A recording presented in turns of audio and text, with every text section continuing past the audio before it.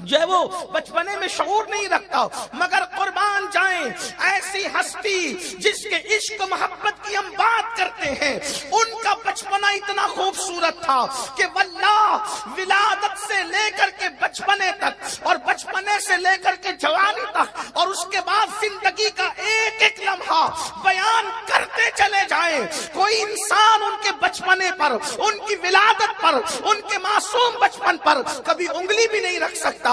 آئیے ذرا حضور علیہ السلام کی میلاد کی بات کرتے ہیں، ولادت رسول کی بات کرتے ہیں۔ جیسے جیسے سنتے جاتا ہے انسان ویسے ویسے عقیدتیں، محبتیں بڑھتی چلی جاتی ہے۔ مثال کے طور پر آپ دیکھیں، جب یہ نور مصطفیٰ حضرت آدم کی پیشانی سے سفر کرتے کرتے جناب عبداللہ کی پیشانی میں آیا تو حضرت عبداللہ کی پیشانی میں وہ نور ایسے چمکتا تھا جیسے کوئی جھومر چمکا کرتا ہے، اور مکے کے 200 خاندان اپنی بیٹیاں حضرت عبداللہ کے نکاح میں دینے کے لیے تیار تھے۔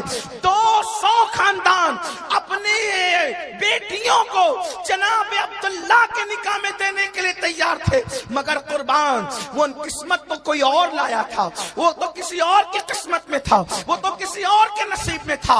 وہ نصیبے والی خاتون جس کے نصیبے میں وہ نور محمدی تھا، اسی کو دنیا طیبہ طاہرہ سیدہ آمنہ خاتون کے نام سے جانتا ہے۔ اللہ اکبر! دنیا میں ماں ہونے کے اعتبار سے آمنہ کا مقابلہ دنیا کی کوئی ماں نہیں کر سکتی، اس لیے کہ کسی نے کلیم کو جنم دیا، کسی نے خلیل کو جنم دیا، کسی نے عیسیٰ کو جنم دیا۔ آمنہ تو وہ ہے کہ تیری گود میں اللہ کا محبوب آیا۔ نعرہ رسالت! ان کی میلاد کی جب بات آتی ہے تو سیدہ آمنہ خود کہتی ہے، اب یہاں تھوڑا آپ کی توجہ چاہتا ہوں، سیدہ آمنہ خود کہتی ہے کہ جب وہ میرے شکم میں آئے، جب چلتی تھی، راستہ چلتی تھی، شکم میں آنے کے بعد تو جس کنکر پر میرا پیر پڑ جاتا تھا، یہ اپنے نبی کا بچپن نہیں، ابھی ولادت کی بات ہو رہی ہے، ابھی مولود پڑی جا رہی ہے۔ اللہ اکبر! سیدہ آمنہ خاتون فرماتی ہے کہ جب میں راستہ چلتی تھی اور کنکر میرے قدموں کے نیچے آتے تھے تو کنکر میرے قدموں کے نیچے مثل موم کے نرم ہو جایا کرتے تھے۔ آپ سے پوچھنا چاہتا ہوں، لوگ یہ سمجھتے ہیں کہ 40 سال کے بعد ان کو نبوت ملی، اگر نبوت 40 سال کے بعد ملی ہے تو آخر یہ کس کا معجزہ تھا، آخر یہ کس کے ارہاسات تھے کہ جو ماں کے قدموں کے نیچے کنکریوں کو موم کی طرح نرم کر رہے تھے؟ گویا کہ رسول اللہ کا نور کہہ رہا ہو، امی آج تیرے قدموں کے نیچے کنکری موم ہو رہی ہے، میرے آنے کے بعد میں لوگوں کے دلوں کو موم کر دوں گا، لڑنے والوں کو ختم کر دوں گا۔ اللہ اکبر! لڑنے والوں کی لڑائیوں کو ختم کر دوں گا۔ سیدہ آمنہ فرماتی ہے، تھوڑا حیا کے پردے میں میلاد شریف تھوڑا سنیں، آپ کو پتا چلے اپنا نبی کیسا ہے، اپنے نبی کی شان کیا ہے۔ اللہ اکبر! جو میرے نبی کو سچے دل سے سن لے وہ کہنے پہ مجبور ہو جائے گا، سب سے اولا وہ اعلیٰ ہمارا نبی، سب سے بالا وہ اعلیٰ ہمارا نبی، اپنے مولا کا پیارا ہمارا نبی، دونوں عالم کا دولہ ہمارا نبی، سب چمک والے اجلوں میں چمکا کیے، اندھے شیشوں میں چمکا ہمارا نبی۔ اللہ اکبر! بجھ گئی جس کے آگے سبھی مشعلیں، شمع وہ لے کر آیا ہمارا نبی، جس نے ٹکڑے کیے ہیں قمر کے وہ ہے نور وحدت کا ٹکڑا ہمارا نبی، حسن کھاتا ہے جس کے نمک کی قسم وہ ولی ہے دلارا ہمارا نبی، کون دیتا ہے دینے کو منہ چاہیے، دینے والا ہے سچا ہمارا نبی۔ سیدہ آمنہ خاتون رضی اللہ تبارک و تعالیٰ عنہا فرماتی ہے کہ جس دن وہ میرے شکم میں آئے، جب بچہ ماں کے پیٹ میں آتا ہے، جب بچہ ماں کے پیٹ میں آتا ہے تو یہ گھر گھر کی کہانی، ہر گھر کی کہانی، کوئی بات میں حیا سے ہٹ کر کے نہیں کروں گا، لیکن اتنا سنیں، عورتیں کہتی ہے تجربہ ہے، بچے والے آپ بھی ہم بھی ہیں، گھر کی کہانی کوئی ایسی بات نہیں، بچہ ماں کے پیٹ میں آیا، متلیاں شروع، الٹیاں شروع، کبھی کچھ کھانے کو جی چاہے، کبھی کچھ کھانے کو جی چاہے، بلکہ ایسی کھاؤ کھاؤ مچی ہوتی ہے، عورتیں تو مٹی تک کھانے لگتی ہے۔ یہ حالات औलाद होती है। मेरे नबी की अम्मी कहती हैं जब वो मेरे शिकम में आए मुझे कुछ खाने को दिल नहीं चाहता था, न मतलियां आती थी न उल्टियां होती थी। अल्लाह अकबर। और औरतें जो पेट में बोझ महसूस करती है बच्चे की आमद के बाद, मुझे आखिरी वक्त तक कोई बोझ महसूस ही नहीं हुआ। ऐ आमिना ऐसा क्यों कर होगा? इसलिए कि तेरा शहजादा तो सबके बोझ उठाने के लिए आया है, माँ के लिए वो बोझ कैसे बन सकते हैं? और अल्लाह अकबर, जो दुनिया में खाने के मकसद से आए उनकी माओं को खाना खाना लगता है, लेकिन जो खाने नहीं पेट पे पत्थर बांध कर औरों को खिलाने आया हो वो माँ को की मामला कैसे हो सकता है? मेरे इमाम कहते हैं आसमां खान, ज़मीं खान, ज़माना मेहमान, साहिबे खाना लक़ब किसका है? तेरा तेरा। अल्लाह अकबर।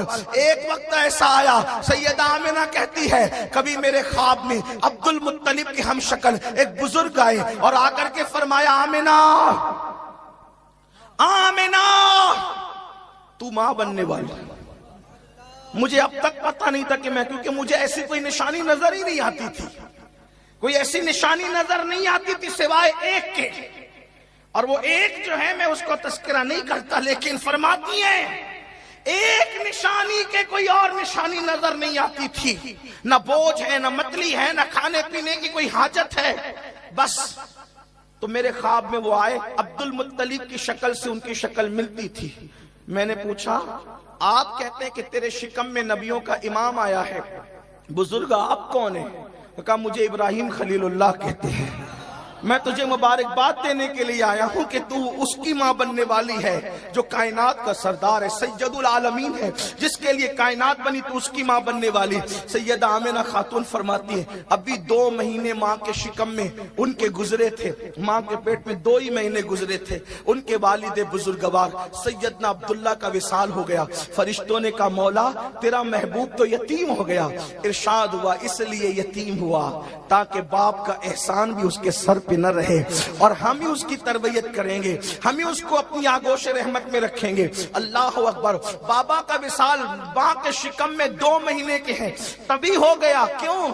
इसलिए कई वजूहात, तवज्जो करें, कई वजूहात थी। नंबर 1 बहुत मुमकिन था, इम्कान की बात कर रहा हूं, इम्कान बहुत मुमकिन था।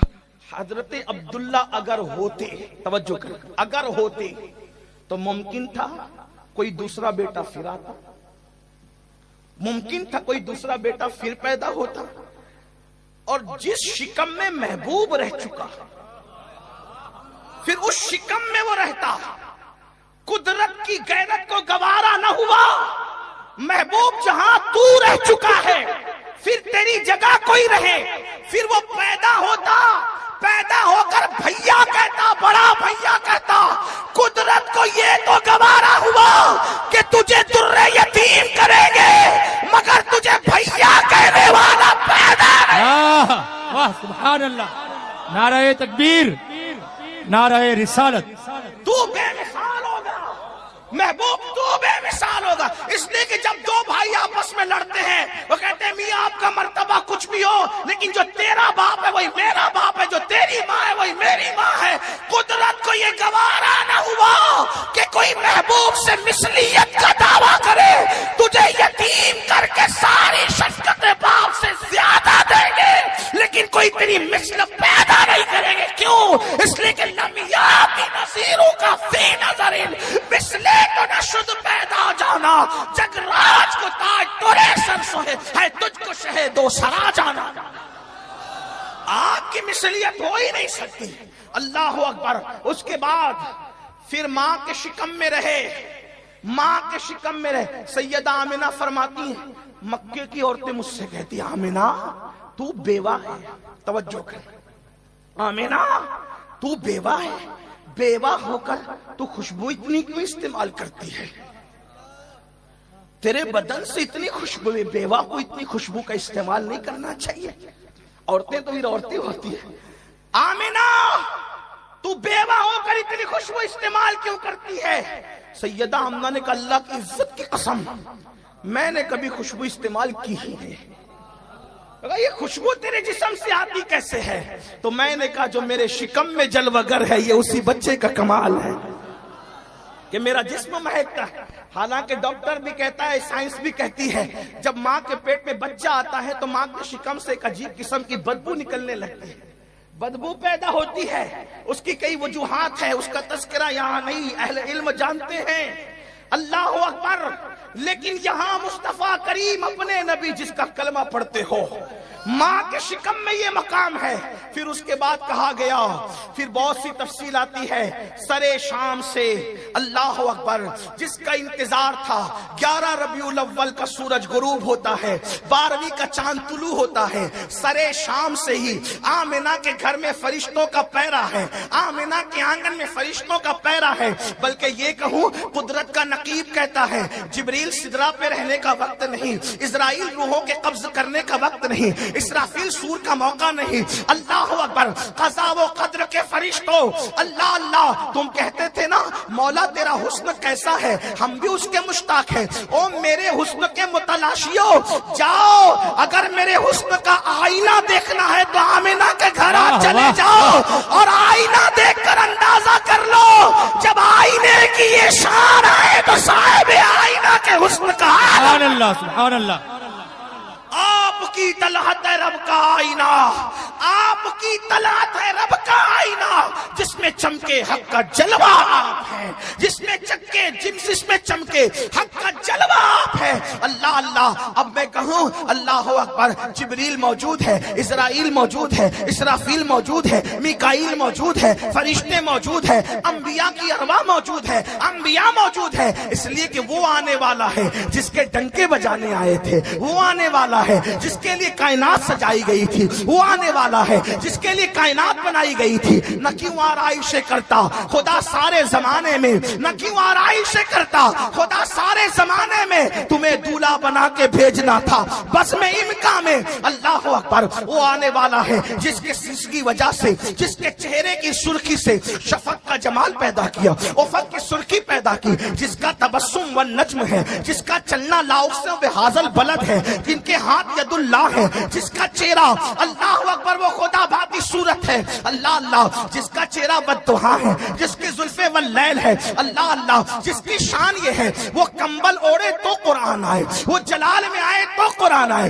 اللہ اکبر. اندازہ تو فرمائے, معصوم بچپنے کو بھی قرآن بیان کرے, ان کے والد کی قرآن قسم اٹھائے. اور یاد رکھنا, سارے اہل علم اس پر متفق ہے, قدرت نے کسی کی عمر کی قسم نہیں اٹھائی, قرآن نے کسی کی عمر کی قسم نہیں کھائی. ایک ہستی ہے خدا جس کی جان اور عمر کی قسم اٹھاتا ہے. اللہ فرماتا ہے, لعمرک محبوب, تیری عمر کی قسم, تیری جان کی قسم. آپ سے پوچھتا ہوں, کیا سمجھے داڑھی والو, کیا سمجھے؟ کبھی سمجھا تیری عمر کی قسم, تیری جان کی قسم کا مطلب کیا ہوتا ہے؟ کوئی کسی سے پیار اتنا کرتا ہے توجہ, کوئی کسی سے پیار اتنا کرتا ہے کہ اس سے زیادہ نہیں کرتا. تھوڑی دیر چاہے روکے تو بڑی نوازش, کرم فرمائی. اس لیے کہ یہ شہد ہو تو پھر کسے پرواہ شکر کی ہے. ہاں, تو اب ذرا یہ شہد کا تذکرہ ہو رہا ہے, میری توجہ تھوڑی سی بڑھ جائے گی, ورنہ اور کوئی بات نہیں. اس لیے کہ میں یاد کر کے نہیں آیا, یاد کر کے آؤ تو پھر لفظ یاد رہتے ہیں, میں تو یاد کر کے آتا ہی نہیں. تو اس لیے آپ کا جو ذوق رہتا ہے اس کے مطابق بات ہوتی ہے. تو توجہ آپ کی ہے, میرا ذہن نہ بھٹکے, توجہ کریں.